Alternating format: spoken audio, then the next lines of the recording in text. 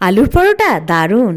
Hi friends, আজকে বানাচ্ছি আলুর পরোটা। প্রথমে আলুগুলোকে সিদ্ধ করে নিয়ে একটু লেবুর রস নিগড়ে দিলাম, তারপর দিলাম পেঁয়াজ কুচি, আর দিয়ে দেবো নুন, আর বেশ খানিকটা ধনেপাতা কুচি, আর দেবো চাট মশলা, আর একটা ভাজা মশলা করে রেখেছি। তো এই ভাজা মশলাটা দিয়ে দিলাম।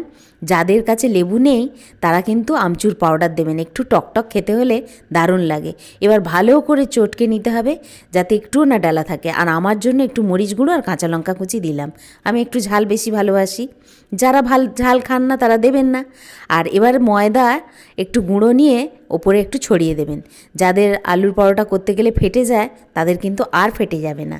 এবার ভালো করে মুখটা সিল করে দিতে হবে, দিয়ে একদম সুন্দর করে চেপে চেপে চেপে চেপে আলুটা চারদিকে ছড়িয়ে দিতে হবে। দিলে কিন্তু সব দিকে আলুটা জ্বলে যাবে। এবার একটু তেল দিয়ে ভালো করে বেলে নিতে হবে, হালকা হাতে বেলবেন যাতে একটুও না ফেটে যায়। এবার চাটু গরম করে এপিট ওপিট সেঁকে সাদা তেল অথবা ঘি দিয়ে ভেজে নেবেন বেশ লাল লাল করে।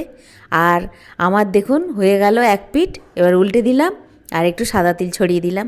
আমি ঘি দিয়ে করলাম না, আপনারা চাইলে ঘি দিতে পারেন।